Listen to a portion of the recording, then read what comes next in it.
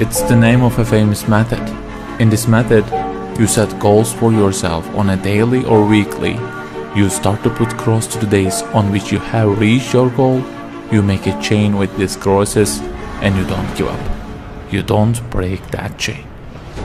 But we have a problem.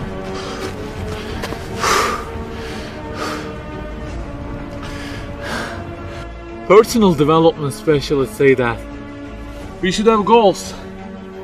You know, they say like, don't sleep more than 6 hours, learn a language, finish a book every week, don't stop, always run, don't give up on your dream, don't break the chain. Okay, I don't object to them. I also have a table and put crosses on it every day and go after many goals, no problem. But you know what?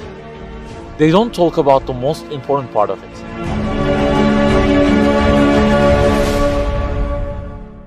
Let me give you a simple mathematical example.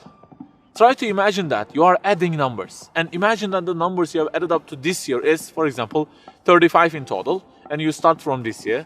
For example, you will add 4 in this year, and then add 8 in next year, and it goes on. And there is an unknown time which counts down, and when it ends, you can't add any other number. Okay, you start the addition. Plus 4, plus 8, plus 7, plus 3. You add ambitiously, you keep adding and adding. Plus 6, plus 5, and okay, they say time is over. Then you realize that you have added the numbers into a giant parenthesis, and there is a zero multiplication at the end of it. It wipes out all the numbers you have added all those years, and the result becomes 0. Of course, you are disappointed. All your efforts have been wiped out by the 0.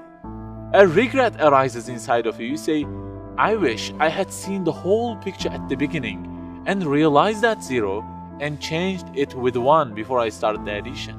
I think you got the point. Okay, guys, you may have goals for this year and afterwards. Learning a language, finishing a book every week, increasing your monthly income to $15,000, not sleeping more than 6 hours, etc. But for what? For what do we set goals exactly?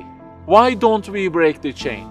If it is just for a more comfortable or a more respectable life, remember that all this will already be 0 with death. The death will wipe out all of them. The person who knows English will be equal with the one who doesn't know. The one who earns more will be equal with the one who earns less. The one who can reach his goals will be equal with the one who can't. So, if at the end of it, the death will 0 everything, so what is the meaning of adding more numbers with an ambition? It just increases the degree of the disappointment that you will feel. So the logical thing is seeing the whole picture at the beginning. In this life journey, which will end in an unknown time, my first job must be to prevent death from being 0. Well, can I really prevent death from being 0? I mean, since everything will leave my hands and will be lost, is there any other way that would transform them into something eternal?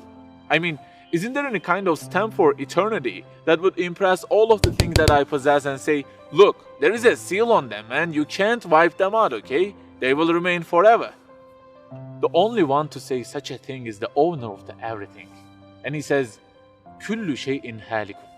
Everything, the languages you learn, the money you earn, the books you read, everything will be perished, إِلَّا وَجْهًا, except their way towards Him. So the creator of our life says, if your intention is towards Allah, if the thing you do is for His acceptance, it won't disappear, it will be transformed into eternity in paradise. So learning a language, finishing a book every week, being rich, everything, if they are towards Him and for His sake, eternity stamp being pressed on them. For example, in this year, I will study English for 10 minutes daily. For what? Because serving Islam in the field of English is so important and I want to gain acceptance of my Lord with it. That 0 has turned into 1. This year, I will finish a book every week. Why? Because this is the way of being a more sophisticated person and serving Islam better, and Allah who is eternal will be pleased with it. Good news, that 0 has turned into 1 because now His acceptance is your intention. I aim increasing the income of my company to $150,000. For what? Because I will spend that money on spreading the message of the Quran to the whole world and the publications that would please Him.